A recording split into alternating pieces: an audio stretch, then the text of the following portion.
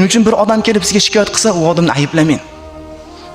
Mumkin ba'zida bilasizmi, bu qayg'u dardlarning alamlari jasadning alamidan ko'ra qattiqroq bo'ladi.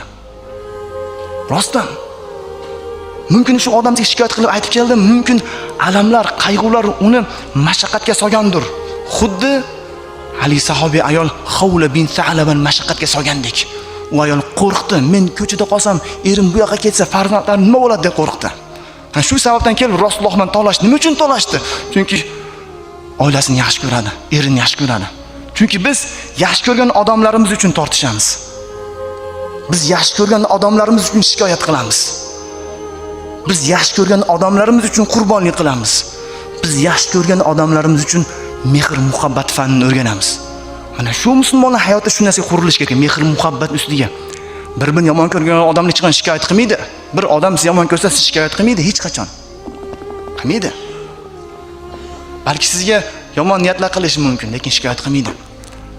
Siz shikoyat eshitgan uni toqati ham bo'lmaydi. Lekin bir odam kelib sizga shikoyat qildimi, biling u sizni yaxshi ko'radi. U shikoyat qilib bilingki, u singan qalbiga sizdan shifo kutadi. Shuning uchun azoblangan odam ustiga azobini qo'shmang. Yaqub alayhisolamning qissasini eslang, ibrat oling.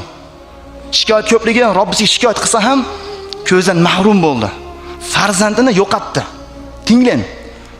Farzand yo'qotganda faqat yo'qotgan yo'q, farzandi na o'ligini bilmadi, na tirikligini bilmadi, to'g'rimi? Ota-ona uchun eng katta musibat farzand yo'qotish. Lekin undan ham ashaddisi, farzandingiz na tirikligini bilmaysiz, na o'ligini bilmaysiz. So'raylar. Farzandlarini yo'qotgandan so'raylar. Men jihad qilaman deb ketib o'rganlarni so'raylar onalardan borib. Vallohi agar ular bilganida, onalari eng oxirgi nafasgacha kutganini bilganda ketmagan bo'lar edi. Jannat bu yo'l bilan ishlanmaydi, birodarlar. Bu islom emas.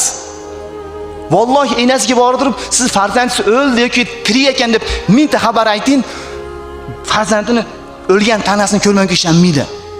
Mana shu ona bo'ladi. Mana shu g'am Yaqub alayhisolam boshiga tushdi. Tasavvur qiling.